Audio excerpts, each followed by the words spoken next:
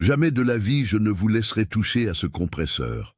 Ce fut la première chose que Jeanne Chevalier entendit en entrant dans l'atelier. Devant 25 employés, l'opérateur étranger se moqua d'elle, désignant la vieille combi et raillant. Une femme auvergnate réparer une machine allemande, ce ne peut être qu'une blague. Jeanne déglutit difficilement, mais ne recula pas. Les mains tremblantes, elle s'approcha de la machine de 8 millions d'euros comme si elle affrontait un géant, jusqu'à percevoir un détail caché qui fit battre son cœur à tout rompre. Et quand elle demanda le silence absolu et posa sa main sur la carcasse métallique, quelque chose se produisit là, juste devant tous, qui fit instantanément disparaître le sourire de l'opérateur. Ce que Jeanne découvrit à ce moment-là, personne dans cet atelier n'était préparé à le voir. Et dites-moi une chose, avez-vous déjà eu affaire à un gros compresseur, une machine industrielle lourde ou un équipement qui, rien qu'à le regarder, vous fiche la trouille?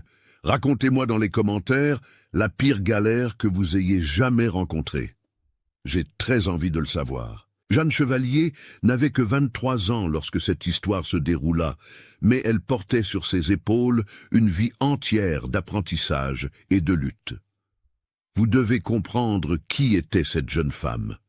Elle passait ses journées à sillonner les routes de l'Auvergne profonde, dans sa vieille combi jaune délavée, celle que tous les routiers connaissaient de loin. Sa combi était son bureau, son atelier mobile, son gagne-pain. À l'intérieur, organisé avec un soin presque maternel, se trouvaient ses outils. Des clés de toutes les tailles, des multimètres, des pinces, des câbles de test, des manomètres, tout y était. Chaque chose à sa place, chaque pièce avec son histoire. L'histoire de Jeanne commença bien avant, quand elle n'avait que 14 ans. Son père, Gérard Chevalier, était une légende vivante parmi les mécaniciens d'Aurillac. Pendant 30 ans, cet homme avait maintenu en état la flotte entière des transports d'Auvergne, la plus grande entreprise de fret de la région, sans un seul jour d'arrêt pour une panne mécanique. Il n'y avait aucun problème que Gérard ne put résoudre. Moteur bloqué, système hydraulique grippé, boîte de vitesse cassée. Il regardait et posait la main, écoutait le son et hop, il découvrait le problème. C'était presque magique, mais ce n'était pas de la magie, non. C'était de la connaissance pure, accumulée au fil de décennies de travail honnête. Mais la vie a de ses revers cruels, vous savez. Un après-midi de juillet, Gérard était sous un camion Scania quand il sentit des vertiges. Il tenta de sortir, mais son corps ne lui obéit pas. Accident vasculaire cérébral fulgurant. Jeanne, qui était avec lui à l'atelier cet après-midi-là, elle était toujours là depuis toute petite, observant chaque mouvement de son père, posant des questions, voulant apprendre, fut celle qui appela à l'aide. Gérard survécut, grâce à Dieu, mais les séquelles motrices furent sévères. Le côté gauche de son corps fut compromis. Ses mains habiles, qui dansaient auparavant entre vis et circuits électriques avec une précision chirurgicale, tremblaient maintenant et ne parvenaient plus à tenir le moindre tournevis. Et ce fut à ce moment que la vie de Jeanne changea complètement. La famille n'avait pas les moyens de payer un traitement privé et la retraite de Gérard couvrait à peine les médicaments. Quelqu'un devait travailler. La mère de Jeanne travaillait comme couturière, mais ce qu'elle gagnait n'était pas suffisant. Alors, Jeanne, à seulement 14 ans, prit une décision. Elle allait continuer le travail de son père. Elle en savait déjà beaucoup, ayant passé des années à observer. Mais savoir en observant est une chose, faire de ses propres mains en est une tout autre. Les premiers mois furent douloureux. Jeanne n'avait pas d'argent pour étudier dans une école technique formelle. Alors elle apprit comme elle pouvait en demandant aux routiers vétérans dans les stations-service, en étudiant de vieux manuels techniques qu'elle parvenait à emprunter, en testant, en se trompant, en réussissant, en se blessant, en se relevant. Elle dormait tard, toutes les nuits, étudiant des schémas électriques à la bougie quand il y avait une coupure de courant. Elle se levait tôt pour travailler, et ce fut dans cette routine brutale qu'à force, Jeanne développa quelque chose d'extraordinaire. Elle commença à percevoir qu'elle parvenait à diagnostiquer des problèmes simplement en écoutant le son des machines. Ce n'était pas du mysticisme, c'était de la science pure. Elle avait tellement entraîné son ouïe, tellement étudié les systèmes mécaniques et électriques, que son cerveau traitait les informations sonores et vibratoires de manière quasi instantanée. Un bruit aigu dans le moteur, un système de refroidissement compromis, une vibration irrégulière dans la transmission, une usure des roulements, un sifflement spécifique dans le système pneumatique, une fuite dans une valve secondaire. Les routiers commencèrent à l'appeler la doctoresse de la route, avec un respect sincère, car elle résolvait des problèmes qui laissaient les mécaniciens ayant 30 ans d'expérience se gratter la tête. Mais tout n'était pas rose. Jeanne était constamment confrontée aux préjugés. Il y avait des ateliers qui ne la laissaient pas entrer, des propriétaires de camions qui riaient à son nez. Une femme mécanicienne, vous vous moquez de moi, n'est-ce pas? Mais elle n'abandonna jamais. Chaque travail bien fait était une victoire. Chaque moteur qui redémarrait était une preuve. Et à 23 ans, 9 ans après ce terrible jour de l'AVC de son père, Jeanne avait bâti une solide réputation. Elle n'était pas riche, loin de là. Elle vivait juste, mais avec dignité. Ce fut un matin doux, de ceux où le soleil brûle et l'air semble lourd, que le téléphone portable de Jeanne sonna. C'était un numéro inconnu. À l'autre bout du fil, une voix masculine, tendue, presque désespérée. « Jeanne, c'est vous la mécanicienne qu'ils appellent la doctoresse de la route ?» Elle confirma. « Mon nom est Antoine Leclerc. Je suis le propriétaire des tissages de Roubaix, la plus grande usine textile de la région. J'ai besoin de votre aide. » D'urgence. Jeanne écouta toute l'histoire et sentit un pincement au cœur. L'usine était complètement à l'arrêt depuis 3 semaines. Le compresseur industriel principal, un Kaiser allemand qui avait coûté la somme faramineuse de 8 millions d'euros, présentait une panne mystérieuse que personne ne parvenait à résoudre. 3 ingénieurs furent dépêchés d'Allemagne. Ils passèrent une semaine entière à faire des tests, à remplacer des pièces, à recalibrer des systèmes, et rien. Le compresseur démarrait, fonctionnait quelques minutes, puis s'éteignait automatiquement, affichant un code d'erreur que même le manuel technique n'expliquait pas correctement. 340 employés furent mis en congé forcé. L'usine perdait 280 000 euros par jour. Antoine était au bord du désespoir. « Pourquoi m'appelez-vous » demanda Jeanne honnêtement. « Je n'ai jamais travaillé avec des équipements industriels de cette taille. » Antoine respira profondément. « Parce que mon père a été routier pour les transports d'Auvergne pendant 20 ans. Il me racontait des histoires sur votre père, sur Gérard Chevalier, le mécanicien qui faisait des miracles, et il m'a dit que sa fille avait hérité du don. Je n'ai plus d'option, Jeanne. Je suis en train de couler. Accepteriez-vous au moins de jeter un coup d'œil » Jeanne sentit le poids de la responsabilité. Elle n'avait jamais travaillé avec des compresseurs industriels allemands.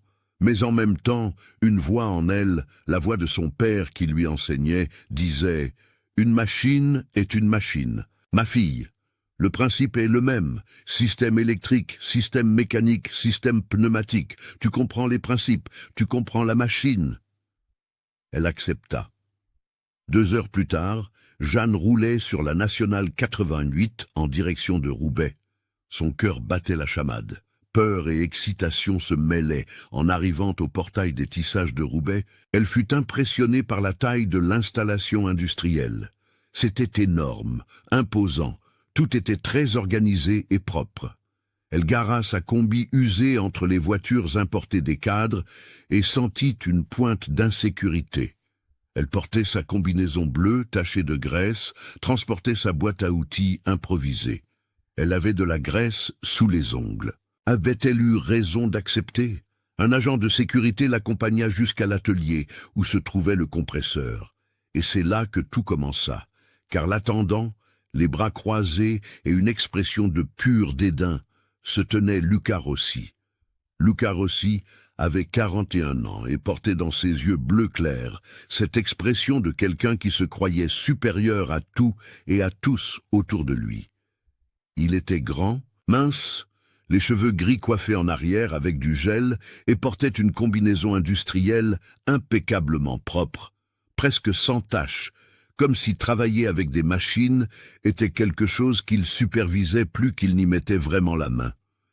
Il avait émigré de Milan en France 8 ans auparavant, recruté par les tissages de Roubaix, spécifiquement pour son expérience avec des équipements européens de haute complexité. Et depuis le jour de son arrivée, Luca n'avait jamais caché son mépris pour le pays qui l'avait accueilli. Il vivait seul dans un appartement du centre de Roubaix, décoré de posters d'équipes italiennes et de photos de son époque à Milan.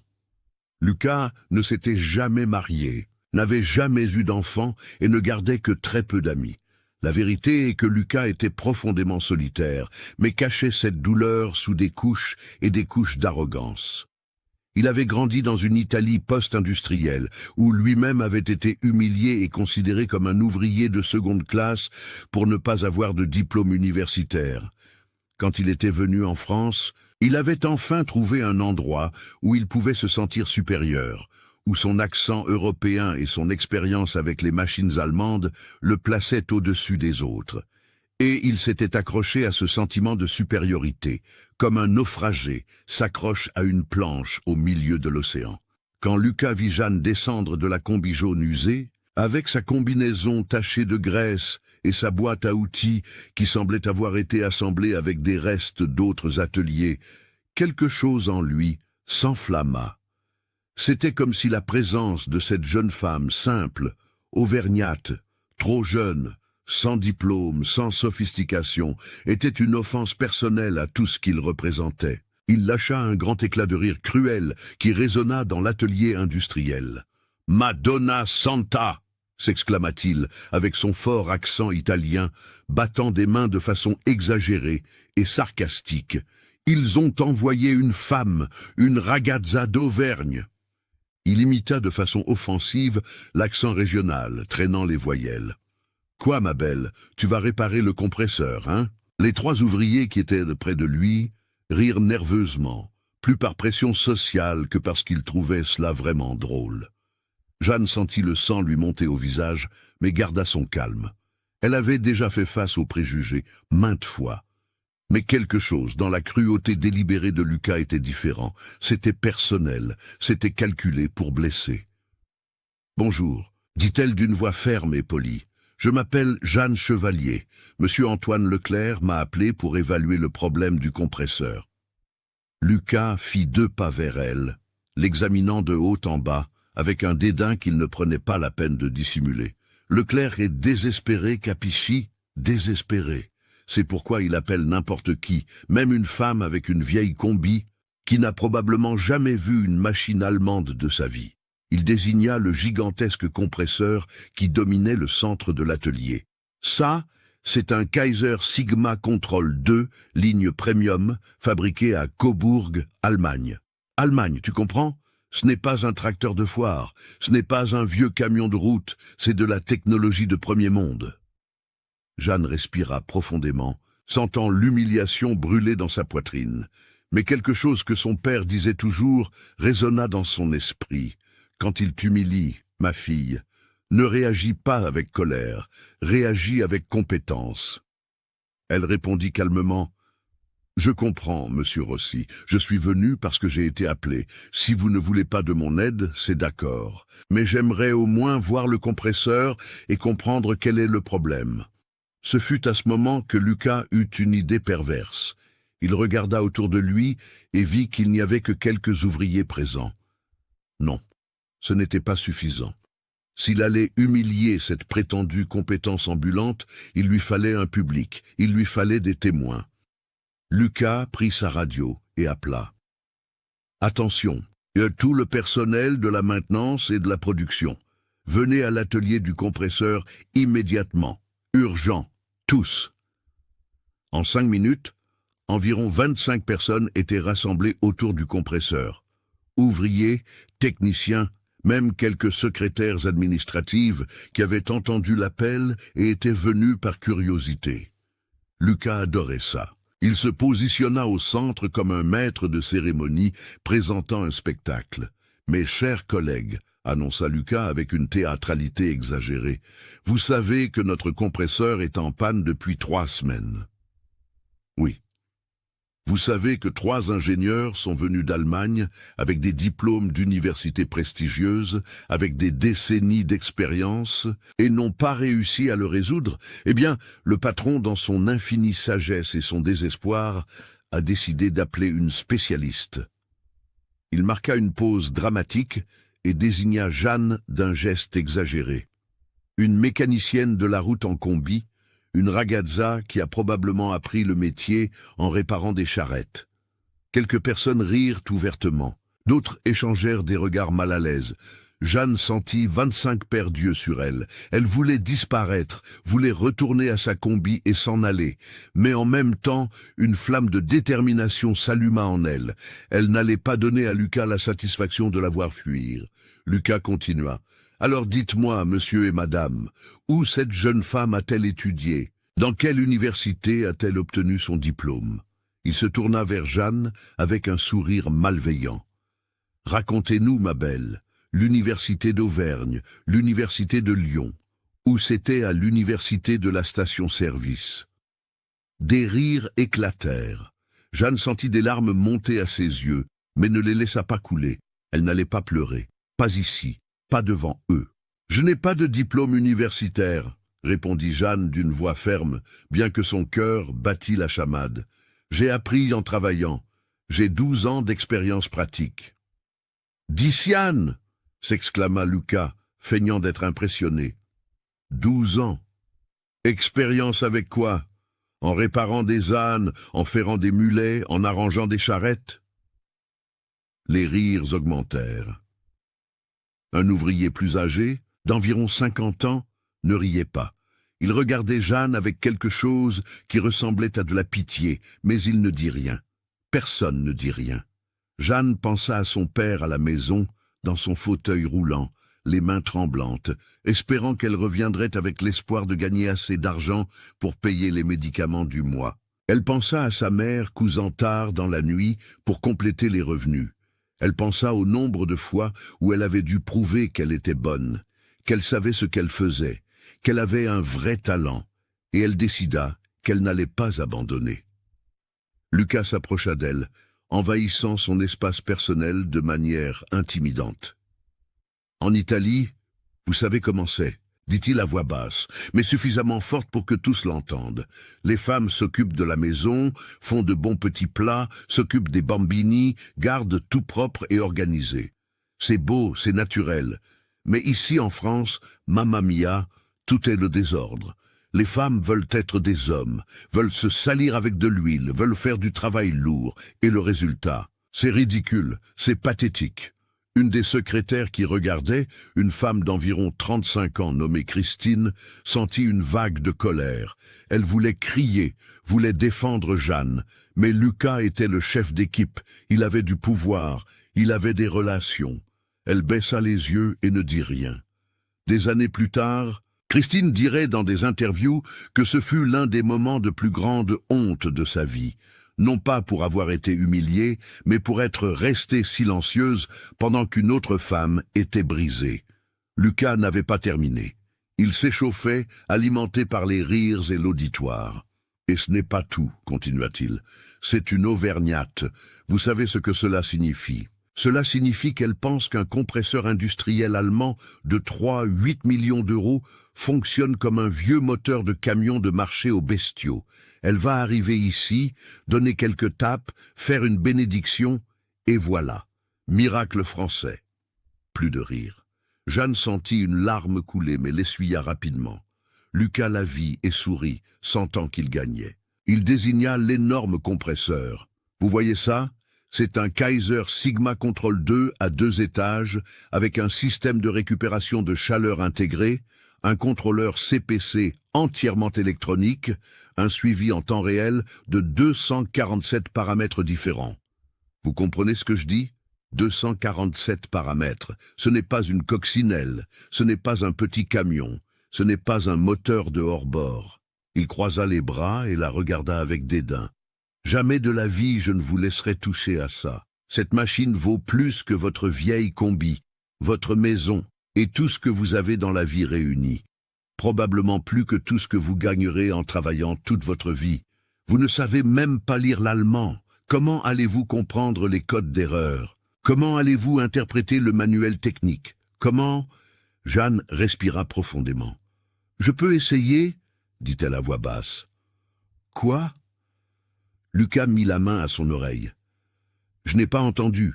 Parlez plus fort. J'ai dit que je pouvais essayer, répéta Jeanne un peu plus fort. Lucas explosa de rire. Elle peut essayer, Madonna. Elle peut essayer. Les ingénieurs allemands n'ont pas réussi, mais elle peut essayer. Il se tourna vers la foule. Mes amis, j'ai une proposition. Faisons comme ça. Je laisse la petite mademoiselle regarder le compresseur. Je la laisse jeter un coup d'œil, faire semblant de comprendre, faire son petit théâtre. Mais il leva l'index.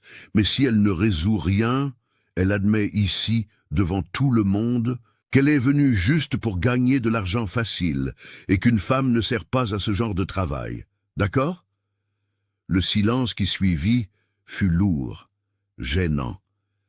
Certains ouvriers secouèrent la tête, désapprouvant la cruauté. D'autres attendaient avec impatience la réponse de Jeanne. Christine ferma les yeux, ne supportant pas de regarder. Et Jeanne, le cœur brisé, mais la dignité préservée, regarda Lucas dans les yeux et dit « J'accepte ». Lucas applaudit. « Bravissima! Alors allons-y. Je vais même appeler l'Allemagne pour leur dire qu'ils n'ont plus besoin d'envoyer d'ingénieurs. Maintenant, nous avons la mécanicienne auvergnate en combi jaune pour résoudre nos problèmes. » Les rires étaient presque assourdissants. Alors qu'elle marchait vers le compresseur, Jeanne entendait les commentaires malveillants. La pauvre, elle va se couvrir de ridicule. Elle ne sait même pas par où commencer. Elle va abandonner bientôt. Mais elle continua d'avancer un pas à la fois, portant sa boîte à outils, qui tout à coup semblait peser 100 kilos. Lucas la suivait de près, faisant toujours des commentaires. « Regardez, les amis, la sauveuse de l'usine, le génie de la mécanique. Bientôt, elle découvrira que le problème est un manque de prière. » Plus de rire. Un jeune ouvrier d'environ 22 ans riait tellement qu'il dut se tenir à un pilier pour ne pas tomber. Jeanne se positionna devant le gigantesque compresseur. La machine était imposante. 3 mètres de haut, 5 mètres de long. Un labyrinthe de tuyauteries chromées, de valves, de capteurs, de câbles électriques, tout parfaitement organisé et étiqueté en allemand. Elle sentit une vague d'insécurité. C'était vraiment très différent de tout ce sur quoi elle avait déjà travaillé. Mais alors elle ferma les yeux et respira profondément, et entendit la voix de son père dans sa mémoire. « Une machine est une machine, ma fille. Le principe est le même. Ne te laisse pas intimider par la taille.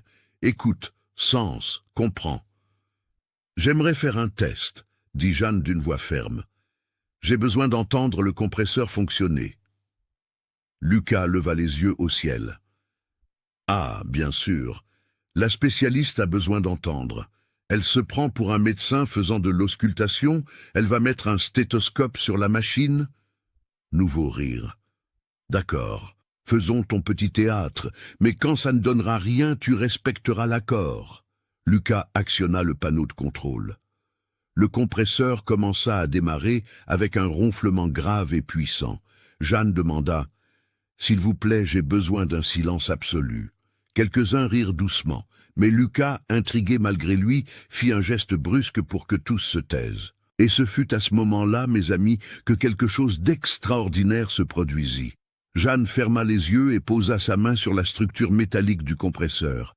Elle sentit les vibrations parcourir la surface. Son visage se transforma en pure concentration. Il n'y avait plus d'humiliation, plus de public, plus de Lucas. Il n'y avait qu'elle et la machine. Dans une conversation silencieuse que seuls les deux comprenaient.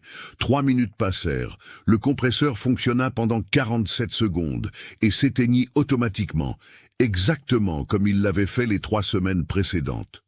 Le panneau afficha le code d'erreur, E47PSA. Personne ne savait exactement ce que cela signifiait. Même les ingénieurs allemands n'avaient pas réussi à l'interpréter complètement.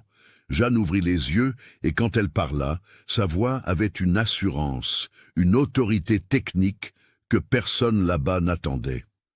Le problème n'est pas dans le compresseur, il est dans le système électrique de mise à la terre. Il y a une interférence électromagnétique externe qui cause une instabilité dans le contrôleur CPC. Le silence qui suivit fut absolu, puis Lucas éclata d'un rire hystérique. Mais il y avait quelque chose de différent en lui maintenant. Il y avait de la nervosité, de la peur. « Ah oui, bien sûr !» gloussa Lucas. Mais on pouvait percevoir que son rire avait maintenant quelque chose de différent. Il y avait un tremblement, une insécurité déguisée. La femme auvergnate a découvert ce que 3 ingénieurs allemands avec 20 ans d'expérience chacun n'ont pas réussi à découvrir. Scherzo, quelle blague! Mais Jeanne ne se laissa pas démonter. Pour la première fois depuis qu'elle était arrivée dans cet atelier, elle n'était plus intimidée.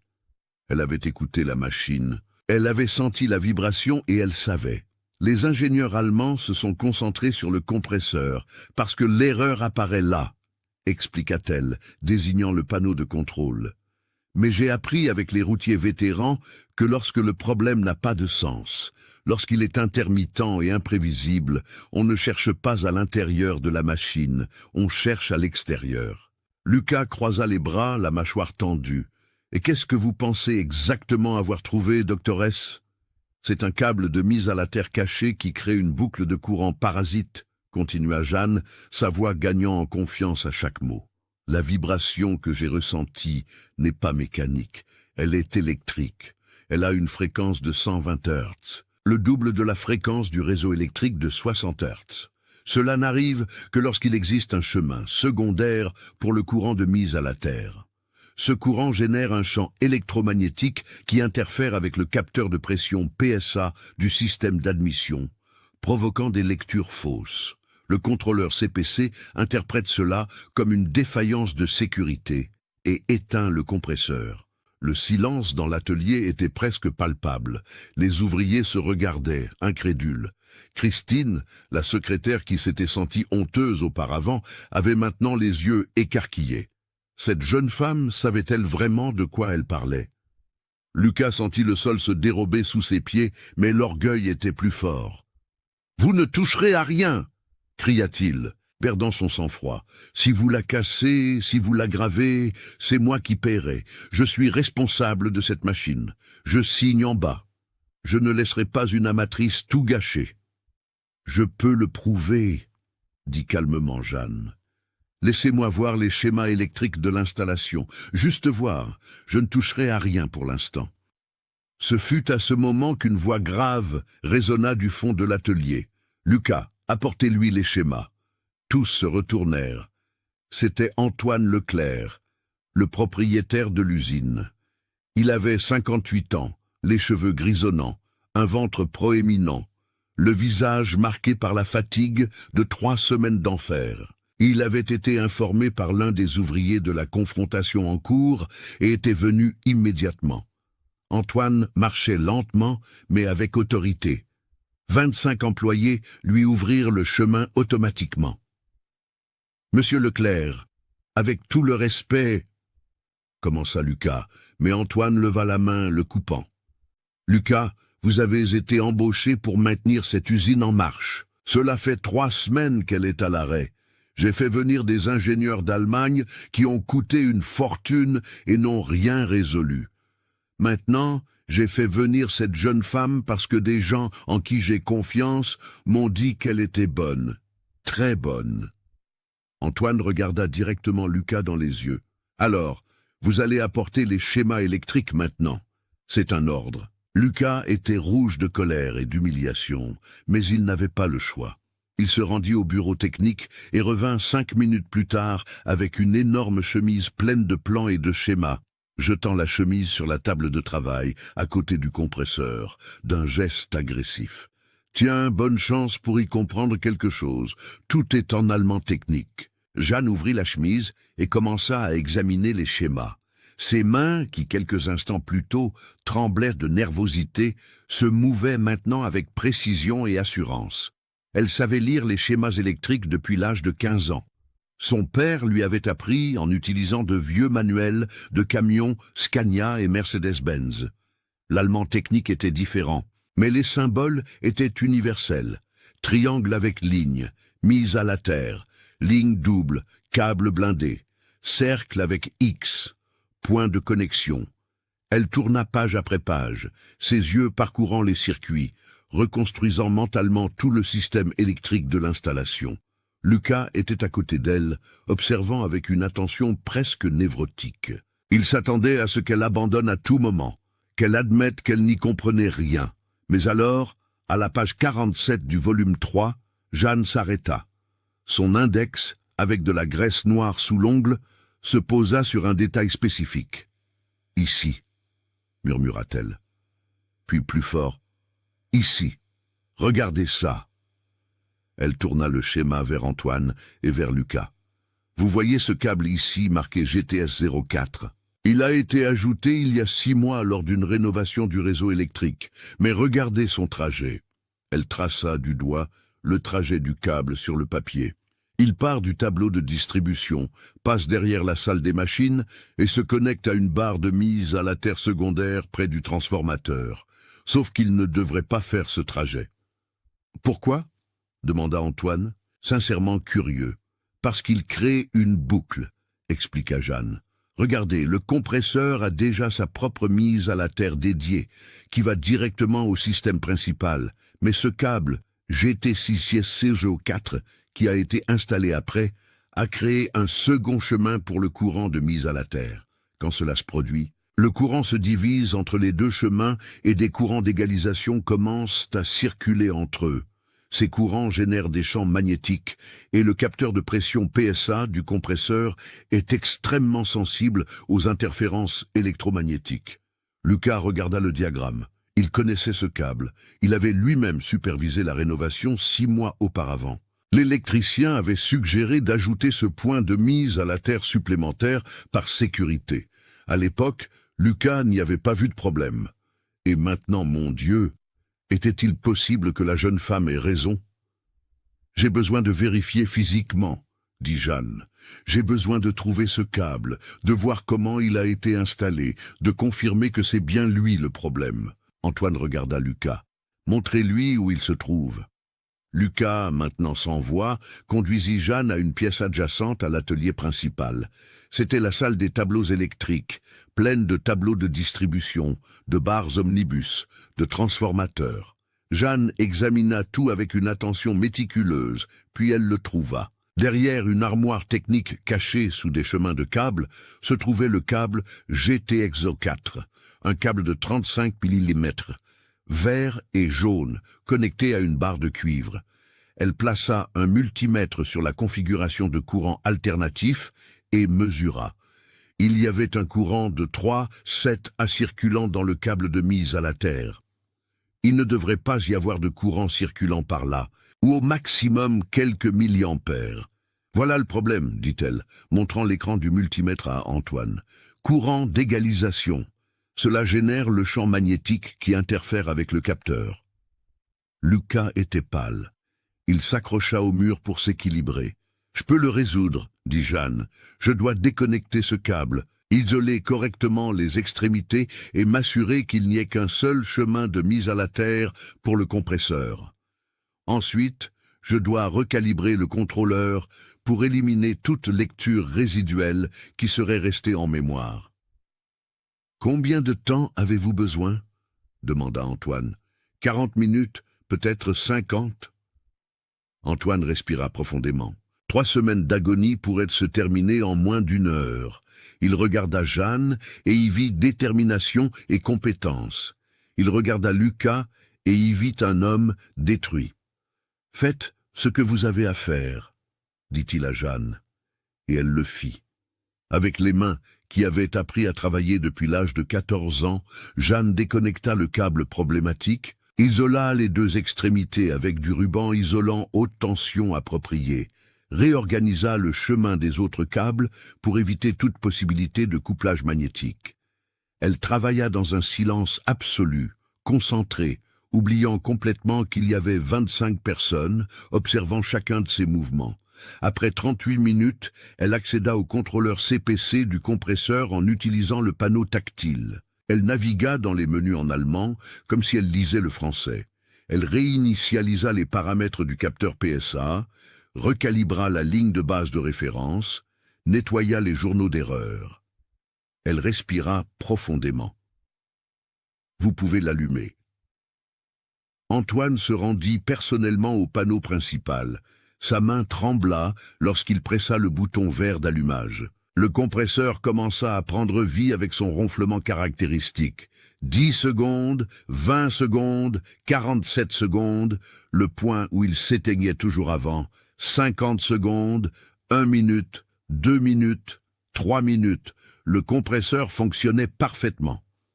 Le panneau de contrôle affichait tous les paramètres dans la normalité. Pression stable, température nominale, aucun code d'erreur. 5 minutes, 10 minutes, 15 minutes. Et alors, il explosa. Non pas le compresseur, mais l'émotion contenue de tous là-bas. Les ouvriers commencèrent à crier, à s'embrasser, à pleurer. Christine, la secrétaire, avait les mains sur le visage, des larmes coulaient. 25 personnes applaudissant, criant le nom de Jeanne, célébrant comme si c'était le nouvel an. Jeanne sentit ses jambes flageoler. Elle avait réussi, d'une manière ou d'une autre, inexplicablement. Elle avait résolu un problème que des ingénieurs allemands n'avaient pas réussi à résoudre. Les larmes qu'elle avait retenues pendant toute l'humiliation coulaient maintenant librement, mais c'étaient des larmes de joie, de soulagement, de revendication. Lucas était appuyé contre le mur, le visage dans les mains. Il pleurait aussi, mais de honte. Une honte profonde, corrosive. Il avait été si cruel, si arrogant, si absolument certain de son infériorité, et il avait eu tort. Complètement, indiscutablement tort. Antoine s'approcha de Jeanne, les yeux rouges d'émotion. Il attendit que le silence revienne, et parla, la voix embrouillée. « Mes amis, il y a quelque chose que vous devez savoir. Cette jeune femme ici, cette mécanicienne extraordinaire, est Jeanne Chevalier, fille du légendaire Gérard Chevalier. » Quelques ouvriers plus âgés écarquillèrent les yeux. Ils connaissèrent le nom. Gérard était une légende. Gérard Chevalier a maintenu la flotte des transports d'Auvergne en marche pendant 30 ans, sans un seul jour d'arrêt pour une panne mécanique. Antoine continua. C'était un génie, et il y a 9 ans, il a subi un AVC. À seulement 14 ans, cette jeune fille a repris l'héritage de son père. Elle a tout appris seule, en étudiant, en travaillant, en suant. Elle a plus de connaissances pratiques que beaucoup d'ingénieurs diplômés que je connais. Le silence était révérencieux. Maintenant, Antoine se tourna vers Lucas. Et vous, Lucas, vous l'avez humiliée. Vous l'avez humiliée parce que c'est une femme. Vous l'avez humiliée parce qu'elle est auvergnate. Vous l'avez humiliée parce qu'elle n'a pas de diplôme accroché au mur. Vous devriez avoir honte, profondément honte. Lucas leva le visage. Des larmes coulaient sur son visage. Il marcha lentement jusqu'à Jeanne, et devant tous, il tomba à genoux. Il tomba à genoux et sanglota. « Me dispiace », dit-il d'une voix brisée. « S'il vous plaît, pardonnez-moi, pardonnez-moi vraiment. J'ai été terrible, horrible. Je vous ai traité comme une moins que rien. Vous m'avez donné une leçon que je n'oublierai jamais, jamais. » Jeanne regarda cet homme détruit à ses pieds. Et malgré tout, malgré la cruauté, malgré l'humiliation publique, elle ressentit de la compassion. Elle se pencha et posa sa main sur son épaule. « Je vous pardonne, » dit-elle doucement, « mais apprenez une chose, la compétence n'a pas d'accent, n'a pas de genre, n'a pas de nationalité. Mon père disait toujours que le meilleur outil d'un mécanicien n'est pas dans la boîte, il est dans le cœur. Écrivez dignité si vous croyez que la compétence n'a ni genre ni âge. » Les heures qui suivirent ce moment furent intenses, mes amis.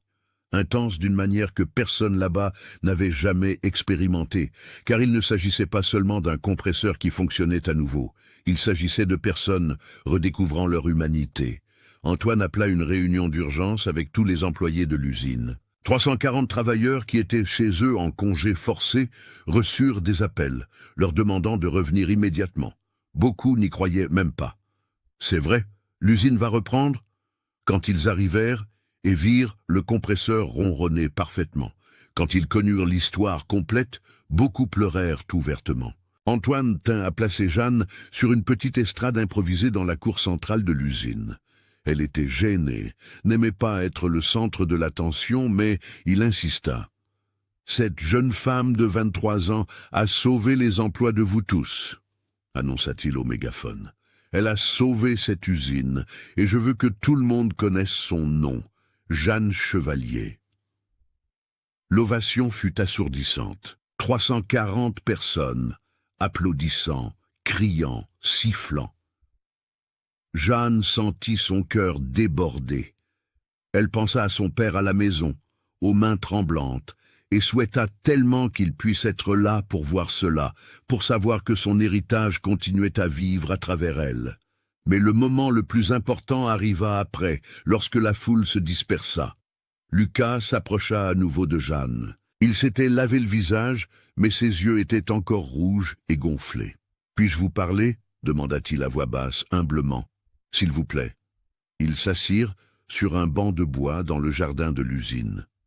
Lucas resta silencieux longtemps, comme s'il rassemblait son courage. Puis il commença à parler, et pour la première fois depuis son arrivée en France 8 ans auparavant, Lucas se permit d'être vraiment vulnérable. « Je dois vous raconter quelque chose, » dit-il, la voix tremblante. « Non pas pour me justifier, car il n'y a aucune justification pour ce que j'ai fait, mais pour que vous compreniez pourquoi je suis comme ça. » Il respira profondément. « Quand j'avais 19 ans, à Milan, je travaillais dans une usine de pièces automobiles. J'étais ouvrier, comme mon père l'avait été, comme mon grand-père l'avait été. Une famille pauvre, vous savez. Je voulais étudier l'ingénierie, mais je n'avais pas d'argent. Les ingénieurs de l'usine me traitaient comme de la merde.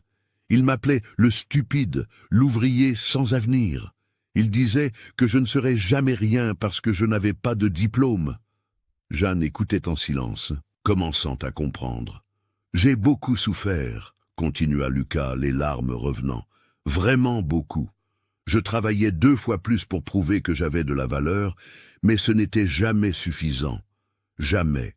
Alors, quand je suis venu en France, quand j'ai enfin eu une position de respect, quand les gens me regardaient avec admiration parce que j'étais européen, parce que j'avais de l'expérience avec les machines allemandes, je m'y suis accroché.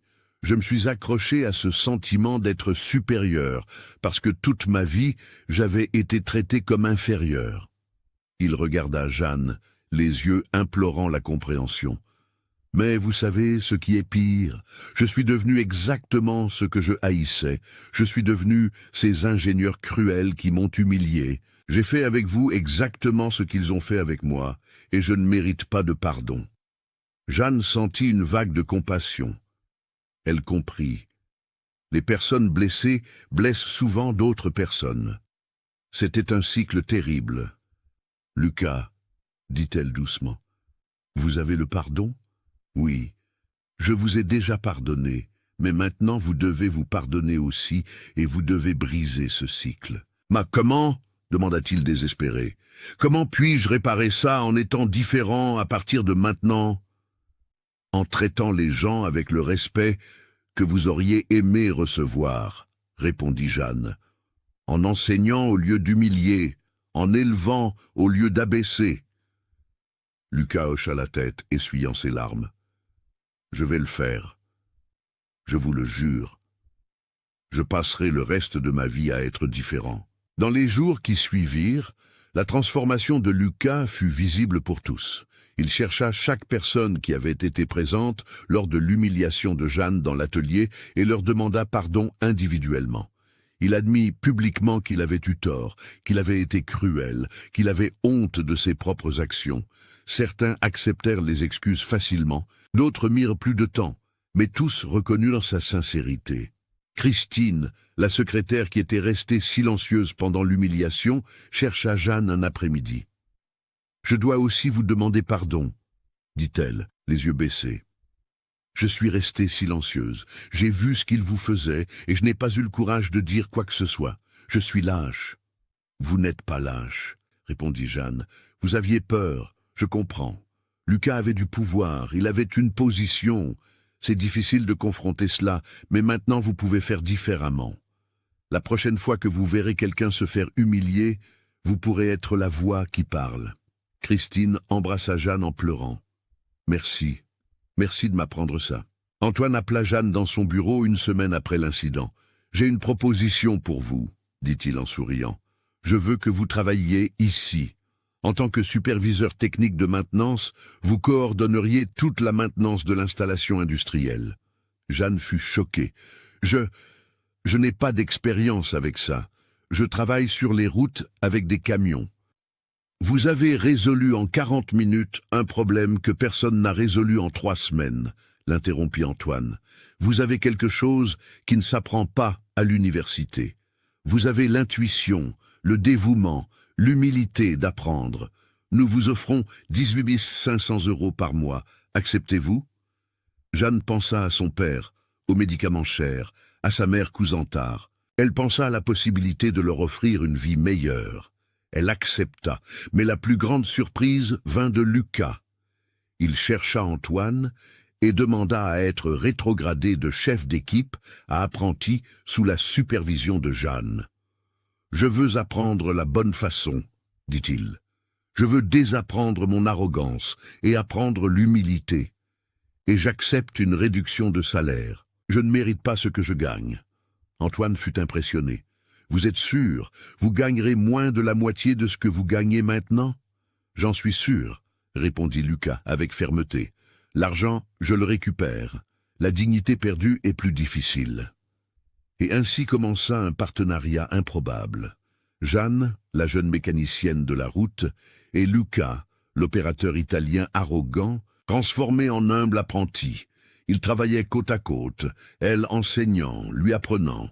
Et au cours de ce processus, ils guérissaient tous deux d'anciennes blessures. Jeanne apprenait qu'il était possible de pardonner sincèrement. Lucas apprenait que le vrai respect ne vient pas de l'humiliation des autres, mais de l'humanité envers eux. L'usine entière changea. Une nouvelle culture commença à naître, basée sur le respect, la collaboration, la reconnaissance du talent, quelle que soit l'origine. Et tout commença avec une jeune femme de 23 ans qui refusa d'abandonner même quand le monde entier se moquait d'elle. 10 mois après ce jour qui changea tout, les tissages de Roubaix étaient méconnaissables. Non pas dans les machines, ni dans la structure physique, mais dans l'âme du lieu. Vous pouvez sentir, quand un environnement change vraiment, quand les gens changent vraiment, il y a une énergie différente dans l'air. Un matin de juin, Jeanne arriva à l'usine au volant, non plus de la vieille combi jaune, mais d'un pick-up Toyota Hilux blanc équipé d'outils professionnels de dernière génération. Mais savez-vous ce qui était le plus beau? La combi n'avait pas été vendue. Elle était rangée dans le garage de la nouvelle maison que Jeanne avait achetée pour ses parents. Une maison de plein pied, adaptée aux fauteuils roulants, avec rampe, salle de bain accessible, tout pensé pour le confort de Gérard. La combi restait là comme un monument, un souvenir de là où tout avait commencé. Et son père, Gérard Chevalier, le légendaire mécanicien qui avait inspiré tout cela, allait mieux. Avec l'argent que Jeanne gagnait maintenant, il avait accès à de la physiothérapie 3 fois par semaine, à des médicaments de qualité, à un suivi médical régulier. Les séquelles de l'AVC n'avaient pas complètement disparu, mais il avait récupéré une partie de ses mouvements. Il parvenait à tenir des objets légers, à écrire lentement, à sourire sans que la moitié de son visage ne soit paralysée. Et le plus important, il était fier, immensément fier de sa fille, qui honorait son héritage d'une manière qu'il n'avait jamais imaginé possible. Quand Jeanne entra dans l'atelier principal ce matin-là, elle trouva une scène qui lui réchauffa le cœur. Lucas enseignait à un groupe de 5 jeunes apprentis les bases de la maintenance préventive. Mais ce n'était pas le Lucas d'avant, non, c'était un homme complètement différent. Il avait perdu cette raideur arrogante de ses épaules. Il parlait français couramment maintenant, avec un accent toujours présent mais charmant, sans la présomption de supériorité. Il s'habillait simplement, combinaison identique à celle de tous les autres, mains salies de graisse, sourire sincère sur le visage. « Bonjour, superviseur », salua-t-il Jeanne avec un vrai respect et un sourire chaleureux. Les 5 apprentis la saluèrent également, tous avec de l'admiration dans les yeux.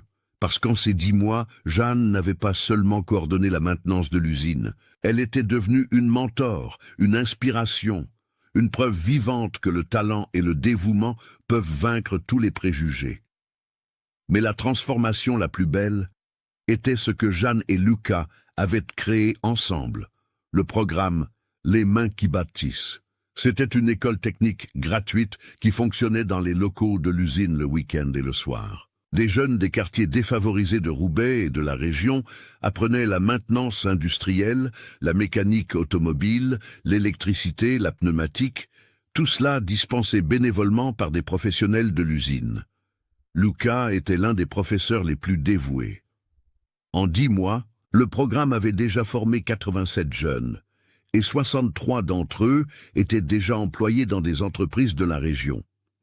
Antoine Leclerc, le propriétaire de l'usine, non seulement a soutenu le programme, il y a investi, a fait don d'outils, d'équipements, a créé une salle de classe équipée de postes de travail. Cette usine a failli faire faillite parce que je n'ai pas valorisé le talent qui existait juste sous mon nez, a-t-il dit dans une interview pour le journal local. Jeanne m'a appris qu'investir dans les personnes, surtout celles qui sont sous-estimées par la société, est le meilleur investissement qu'un entrepreneur puisse faire. Christine, la secrétaire qui était restée silencieuse pendant l'humiliation 10 mois plus tôt, était maintenant la coordinatrice administrative du programme « Les mains qui bâtissent ». Elle avait trouvé un but. Elle se réveillait tous les jours, sachant qu'elle aidait à changer des vies, compensant d'une certaine manière le silence lâche de ce terrible jour. « Je n'oublierai jamais que je suis restée silencieuse quand j'aurais dû parler », lui dit-elle une fois. « Mais maintenant je parle, maintenant je défends et j'apprends aux autres à faire de même. » Un après-midi de ce mois de juin, l'usine reçut une visite spéciale. C'était une délégation d'entrepreneurs d'autres villes de France qui étaient venus découvrir le célèbre programme de formation. Lucas fut invité à donner une conférence sur son expérience, et ce qu'il dit, mes amis, fut à donner la chair de poule. « Je suis venu d'Italie en pensant que j'étais supérieur », commença Lucas, sa voix ferme mais humble.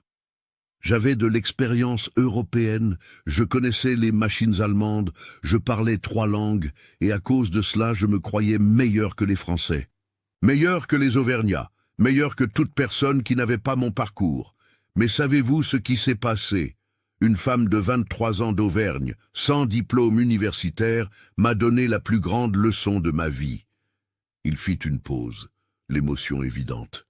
Elle n'a pas seulement réparé un compresseur que je n'ai pas réussi à réparer, elle a réparé mon âme. Elle m'a montré que je ne savais rien sur le respect, sur l'humilité, sur le vrai sens d'être un professionnel. Je l'ai humiliée de la pire façon possible, et malgré tout, elle m'a pardonné, elle m'a appris, elle m'a transformé. Les entrepreneurs écoutaient en silence absolu. Lucas continua. « Aujourd'hui, je parle français. J'étudie la culture régionale avec un intérêt et un respect sincère. Comme les traditions des fêtes locales, les contes populaires, l'histoire des figures marquantes de nos campagnes. J'ai appris que la vraie richesse ne réside pas dans votre lieu de naissance ou le nombre de diplômes que vous avez. Elle réside dans votre capacité à reconnaître la valeur de tous les êtres humains, indépendamment du genre, de l'origine ou de la classe sociale. » Quand la conférence se termina, Jeanne était au fond de la salle. Des larmes silencieuses coulant sur son visage. Lucas la vit et sourit. Après la conférence, il s'approcha. « Merci, dit-il simplement, de ne pas avoir renoncé à moi quand je ne le méritais pas. Tout le monde mérite une seconde chance, répondit Jeanne. Vous aviez juste besoin de quelqu'un pour vous rappeler qui vous étiez vraiment sous l'armure de l'arrogance. » Et l'histoire de Jeanne Chevalier et du câble qui sauva l'usine devint une légende en Auvergne. Elle fit l'objet d'articles de journaux, de reportages à la télévision locale, d'inspiration pour de jeunes femmes qui rêvaient de travailler dans des domaines dominés par les hommes. Mais le plus important n'était pas la célébrité, c'était l'impact réel. Des jeunes filles de 14, 15, 16 ans commencèrent à chercher le programme « Les mains qui bâtissent », voulant apprendre la mécanique. Des entrepreneurs commencèrent à embaucher des femmes pour des postes techniques. Des ateliers commencèrent à ouvrir leurs portes aux mécaniciennes. Un petit changement, mais réel. Une graine plantée qui germait lentement, mais avec force. Et savez-vous ce que Jeanne dit dans une interview quand on lui demanda le secret de son succès? Elle répondit: « Il ne s'agit pas d'être meilleur que les hommes ou de prouver quelque chose à quelqu'un. Il s'agit de faire ce que vous aimez avec excellence, de traiter les gens avec respect, de ne jamais abandonner vos rêves, même quand le monde entier doute de vous. Mon père disait toujours, le meilleur outil d'un mécanicien n'est pas dans la boîte, il est dans le cœur, et je porte cette leçon avec moi tous les jours. Aujourd'hui, quand vous passez devant les tissages de Roubaix, vous voyez à l'entrée une plaque. Ici, le talent n'a ni genre, ni accent, ni couleur. Ici, nous valorisons l'être humain. Et juste en dessous, en lettres plus petites, en mémoire de la leçon que Jeanne Chevalier nous a enseignée. Parce qu'au final, mes chers amis, cette histoire ne parle pas seulement d'un compresseur qui a été réparé. Elle parle de préjugés qui ont été brisés, d'orgueil qui a été guéri, d'humanité qui a été redécouverte. Elle parle d'une jeune femme qui a refusé d'être définie par les limitations que la société a tenté de lui imposer. Et elle parle d'un homme qui a appris que la vraie force ne réside pas dans l'humiliation des autres, mais dans le courage de reconnaître quand on a tort et de changer. Que cette histoire vous inspire à ne jamais sous-estimer personne, à ne jamais laisser les préjugés vous aveugler sur le talent extraordinaire qui peut se trouver juste sous vos yeux, et à toujours vous rappeler, la compétence n'a pas de genre, n'a pas d'accent, n'a pas de diplôme, elle n'a que du dévouement, du cœur et du courage.